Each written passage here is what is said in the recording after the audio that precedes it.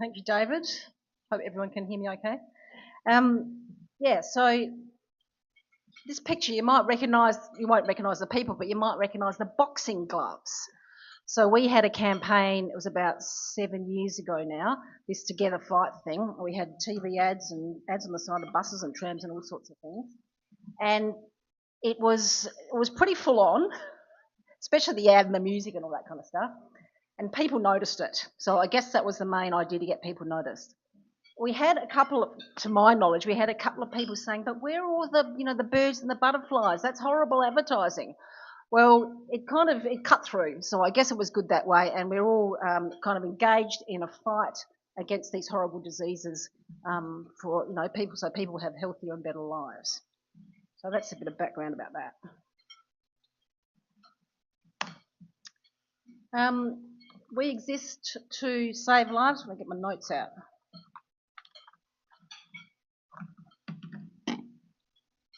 To save lives through research, outcomes and better patient care. Since 1965, the Hospital Research Foundation, which is formerly the QEH Hospital Research Foundation, has been supporting the QEH and the Basil Hetzel Institute for Translational Health Research. We now support life-saving research and equipment and projects at many hospitals and educational facilities all over the state. In 2025, we funded life-saving research and care to the tune of over 26 million, much better result than we anticipated, given what the year threw at us as an organisation and the effect on everyone's lives as well.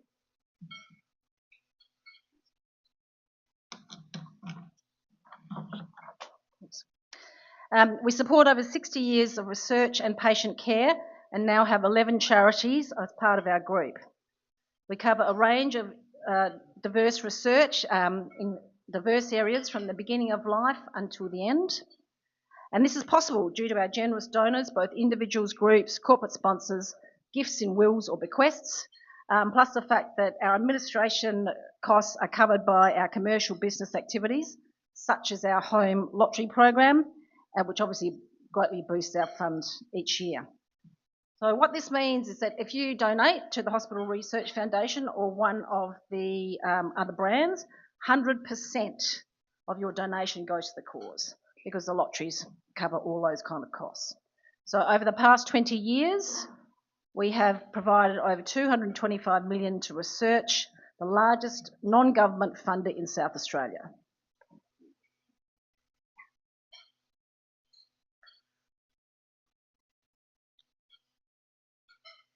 So these are our brands. They've been added to over the last couple of years. We took on stroke. We took on Laurel Hospice for palliative care. We took on, who else did we take on? I can't remember. Brain and body, arthritis, that was the other one. So those three came to us and said, can we come under your umbrella because you're big, people know who you are, you'll benefit from your marketing and so forth. And after due diligence, we said yes. So you might be familiar with some of those logos and names. Some you will not know, but I'll kind of give you a little bit of information about them as we go through. So this is what happens behind the lotteries, obviously. And here is the home lottery. I'm sure you're aware of it. We run 3 lotteries a year with high value major prizes of homes and cash, plus tens of thousands of other prizes ranging from prestige cars to H chocolate vouchers. These lotteries literally change lives and help us fund even more research and patient care each year, boosting our impact on the health of all South Australians. And tomorrow, someone is going to be $500,000 richer because the early bird prize is being drawn. So that's a bit of excitement. Yeah. So on to some of our brands or charities. Australian Breast Cancer is probably our biggest and most well-known one. Attracts many fundraising activities through the years. A bit on the research side, Professor Samuel, a known leader in the cancer microenvironment field, was awarded a $1.375 million fellowship in recognition of his work, which was originally funded by us, in discovering how breast and other cancers exploit genetically normal cells within microenvironments to promote the spread of cancer. Also, investigating breast cancer cells, which often become resistant to chemotherapy, focusing on a little-known protein which may hold clues to treat cancer cells which are prone to relapse or capable of reseeding other types of tumour cells. Australian prostate cancer, Associate Professor Luke Self. Current tests struggle to accurately distinguish between aggressive tumours requiring treatment versus slow-going tumours that do not need to be treated at all. His project would determine whether a new type of blood marker can improve our ability to differentiate between the two and at the time of diagnosis, enabling more effective and personalised treatment. In a world first, another one of our researchers is using prostate cancer tissue to show how a protein called androgen receptor manipulates the cell to promote growth and resistance to treatments. The project is progressing well, and we're having a deeper into the role of the androgen receptor in the tumour microenvironment using special technology, she said. Now, before I go any further, I've got to tell you this. I forgot to tell you at the beginning. I am not a researcher, and I do not have a science background. So you can ask me sciencey type questions at the end, but I may have to take them and come back to you on them, because I may not know the answers.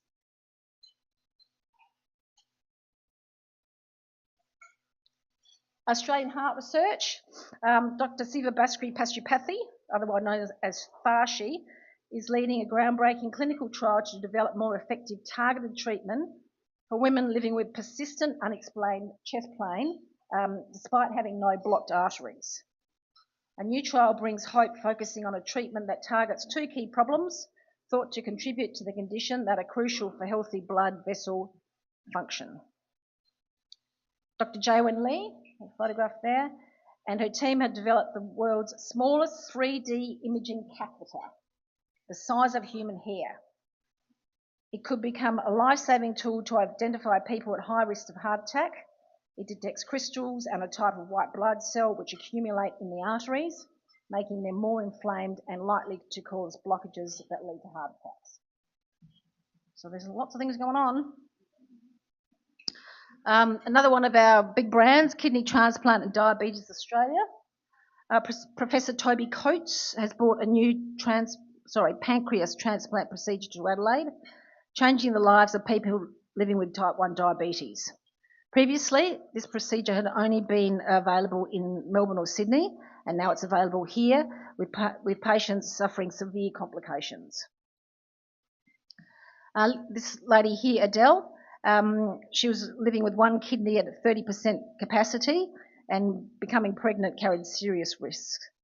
But under the care of one of our researchers, Professor Shilpa Jasudasan, whose work in women's kidney health is supported by us, and Adela became not a mother once and twice.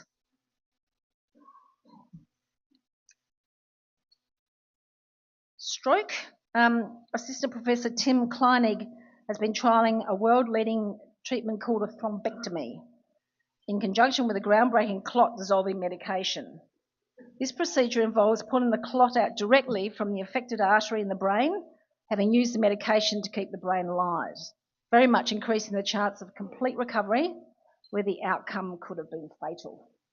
And a friend of mine, her father was on the golf course, and he fell down with a stroke, older chap in his 80s, and he had a doctor there. They rushed him off to hospital, and he was looked after in this way, and he was playing 9 holes of golf 3 months later. So unbelievable recovery. We also have a stroke nursing service, where nurse specialists offer one-on-one support, helping people or their loved ones to understand their diagnosis, manage symptoms and improve their quality of life, such as managing limb weakness, changes to memory, or providing emotional support. And this is supplied at no cost.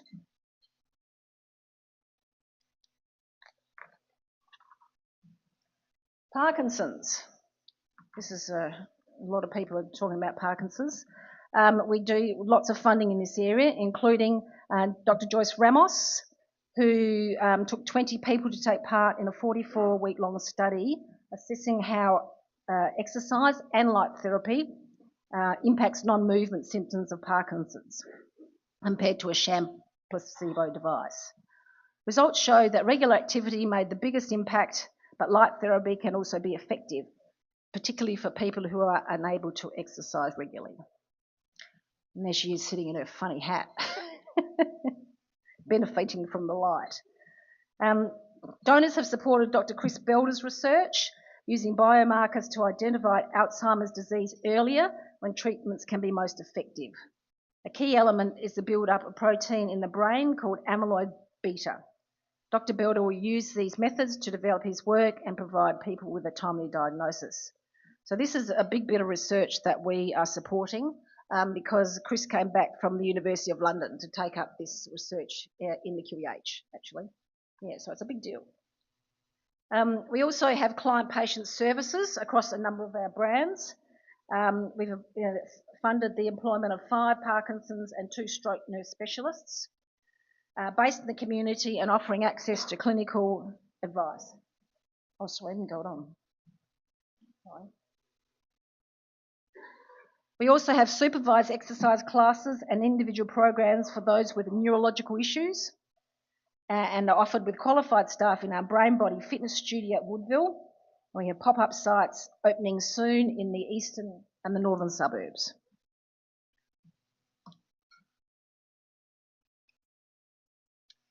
Military and Emergency Services Health Australia. This is the old REPAP Foundation, reimagined and kind of expanded. It's MESHA. MESHA is a collaborative research institute that provides knowledge and training to optimise the mental health and wellbeing of veterans and emergency service personnel like police, firefighters and ambulance drivers and their families through treatment of trauma and stress-related disorders. After closure of the REPAT, a purpose-built centre was established at Glenside, the Jamie Larkham Centre, offering inpatient and day care as well as programs and art therapy for veterans and their families dealing with post-traumatic stress.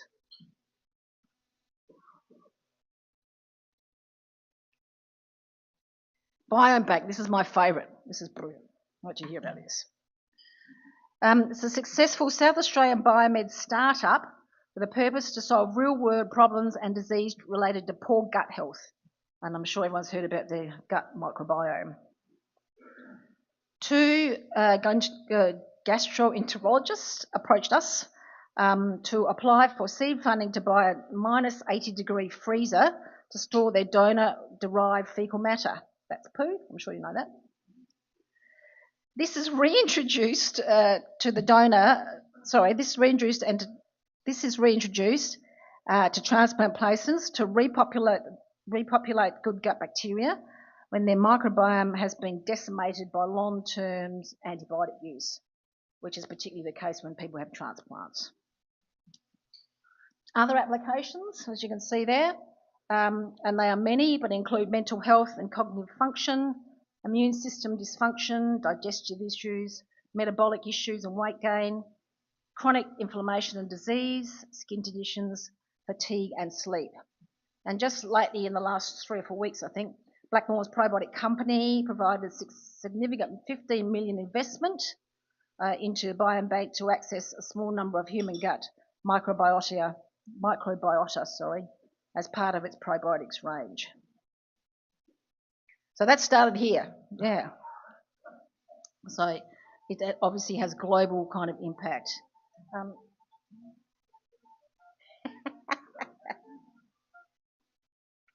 And I just...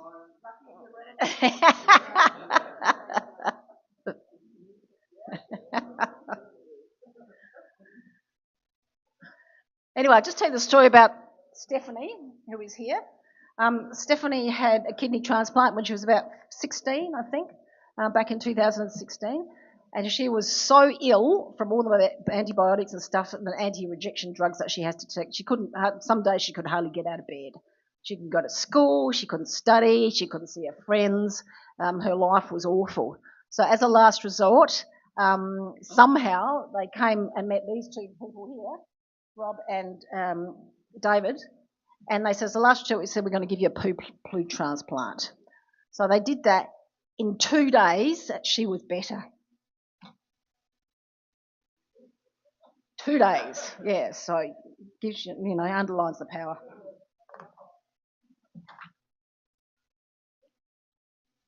Kids Flicks for the kids. This is a program that creates joyful and inclusive experiences for children facing unique challenges. Originating in Adelaide, Kids Flick now held across South Australia, Victoria and New South Wales. They're especially tailored for children living with juvenile idiopathic arthritis, significant and/or chronic health conditions, disabilities or special needs. Every event includes entertainment, a new release movie, healthy complimentary snacks. They have face painters, they have stormtroopers, they have all sorts of things there to make it a really memorable experience.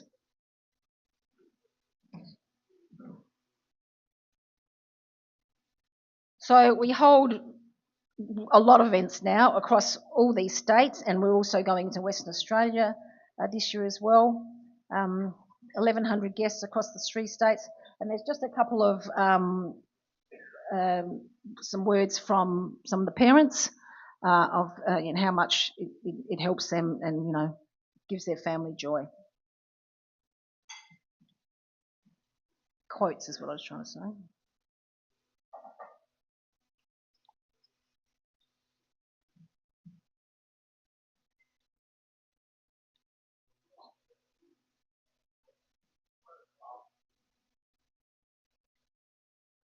Going backwards. What's going on?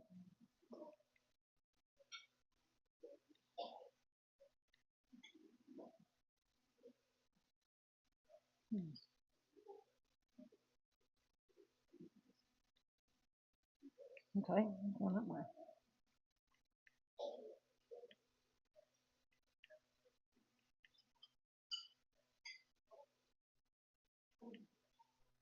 Here we go. Sorry about that. Creative health.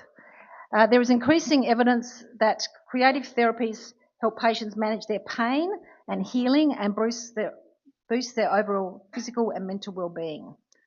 We support an activity hub at the old Repat, offering woodwork, arts, crafts and gardening, helping clients that are living with spinal and brain injuries to improve their well-being. Art therapist Natasha Dart leads programs for stroke survivors and people with Parkinson's, as well as their carers, to help participants make sense of their new reality by building adaptability and exploring problem-solving strategies. Patient and family accommodation.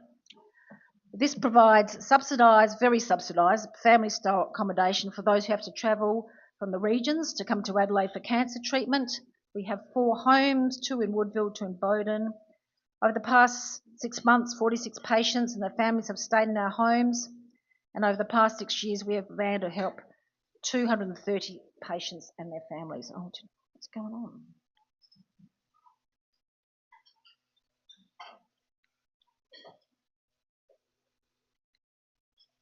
Yeah.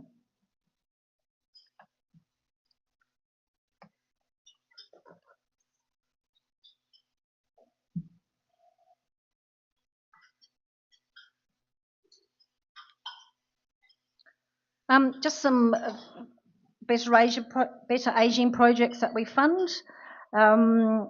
Associate Professor Tasha Stanton is looking at new virtual reality technology that makes exercise less painful for people suffering from osteoarthritis. This project will work with physiotherapy clinics to adapt this technology into ready-to-use, clinician and patient-friendly devices to improve pain. A new study is being funded by us to combat the long-term effects of delirium in hospital. This can happen up to 40% of people become confused, lose their memory, disorientated, and can become aggressive. Research suggests there are some simple ways to help avoid these problems involving sleep, drinking more water, and staying active to improve mood and improve long-term health.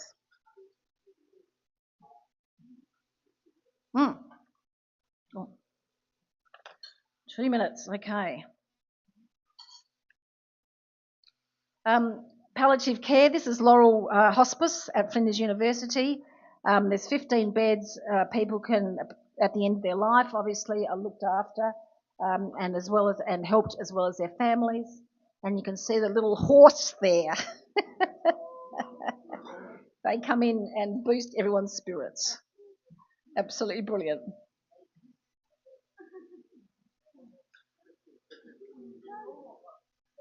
I'll just run quickly through these. We have our Giving Day, which is our big tax time appeal, next Thursday the 11th. We do lots of different things. It's like a telethon, one of those old-fashioned telethons at head office. We have, the weather girl, we have footballers, we have netballers, all sorts of things. But the point of the thing is that if you donate in the lead up or before 9 p.m. on that day, your donation will be doubled. We have a matching fund.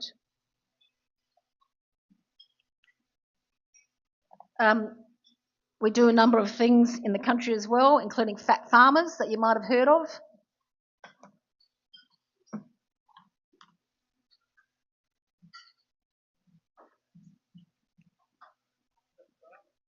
Fat farmers, yep.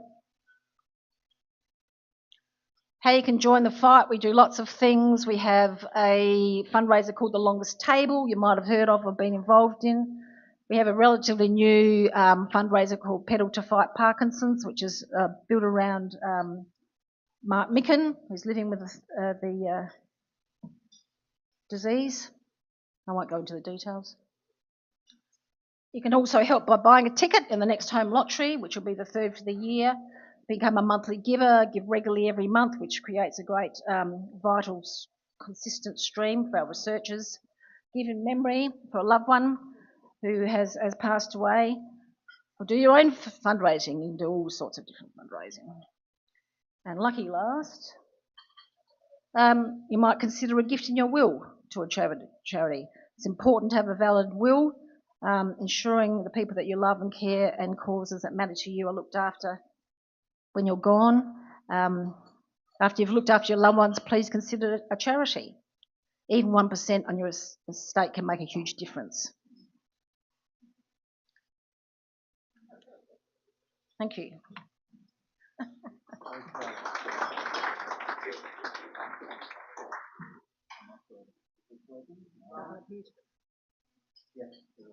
Okay. Well, the fact that Kristy had to race through all the things that are happening, I think is testimony to the fact that they do a tremendous amount of philanthropic work to promote research in the medical area. Let's see if we've got some questions. We've got about 5 minutes, I think, for questions.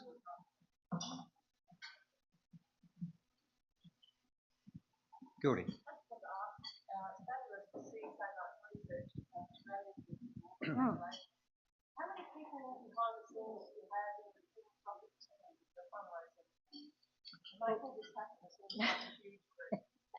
Well, in the fundraising team, we're about 6, and a couple of people are part-time, but we also have a marketing committee, an events group, and all those kind of things as well. So, as well as the finance department. So, I guess you could say the marketing, the events, and us, that's the philanthropy team, are kind of doing the fundraising side of things, if you like. And the finance people are processing it. And then downstairs, you've got your tech people and all those wonderful people that you need when things go wrong. Yeah. So we're actually, in total, we're about 130. Okay. Yes. That's a man at the back. Do you need the mic or? I think I've been a generous subscriber to your home lottery. Excellent. Thank you. But regardless of that, do you mind giving us an indication of what sort of funds you raise per year from the lottery? So last year net profit, money that goes to research. Yeah. So last year we raised over 26 million. So 65% would be from the lottery. That's great. Wow. Lotteries, I should say. Okay, time for one more.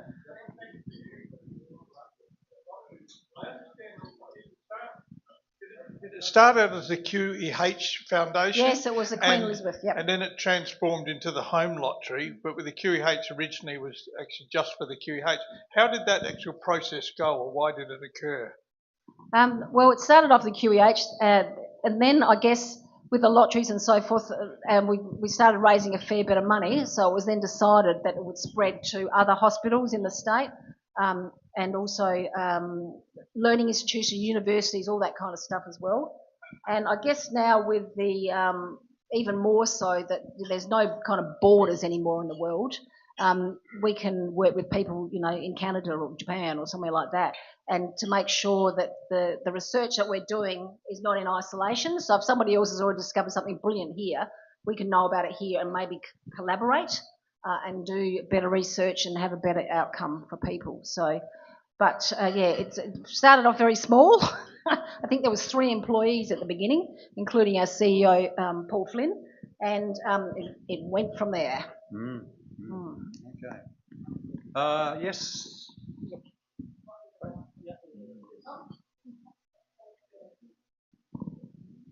Thanks so much. After spending so much time in hospital, I so appreciate all the work that the Research Foundation does to make sure that these things can be applied, and they're applied very quickly, which is great. One of the things I appreciated in your talk was the ponies, and because I found that mental health when you're in hospital for such a long time is such an important thing, and things like food and so on, which is dreadful in the hospital, woeful, is actually vitally important. And I'm wondering whether there is some research that can then be applied quickly to improve some of these things that actually will help people get better and get out of hospital. Yeah, that's right. I guess trying to change the food in hospital would be like a massive, big thing to do. Umpteen layers of management. You know, I know. Because I think Maggie Beer has been working in some retirement homes, improving the diet of old people living there, and I think that's had quite a good effect. I don't know any of the statistics or anything like that. So to be able to do that in hospital would be fabulous. But yeah, and I guess there's people working on it and so forth, because it does make a difference. Because Hippocrates said in his wisdom 2,000 years ago, whenever it was, everything stems from the gut. So that's it. Yeah, everything. Yeah. Okay, maybe one more question. I think we've got time for that. Yep. Perhaps I can ask a question. We had Professor Chris Sweeney here a couple of weeks ago, who works in cancer research, more to do with genetics, as I understand it. So, have you had any relationship with them in terms of some area where you might donate? I definitely know the name. Yeah. I don't know if I've ever met the man. I think he works out of the RA, basically. Yeah. And I've got a feeling that we might have funded some of his research, just in the back of my mind. I couldn't tell you anything about the science or anything like that. I don't know. No. But I'm happy to find out and let you know. He's got a very large group. He gives regular talks in the Scott Theatre. Oh, does he? At the University of Adelaide. Oh, brilliant. Yeah. Okay. Okay, well, I think we should all thank Kristy. Kristy, a number of times people have got that wrong, I bet. Yep. Kristy, put your hands together for a wonderful presentation. Thank you.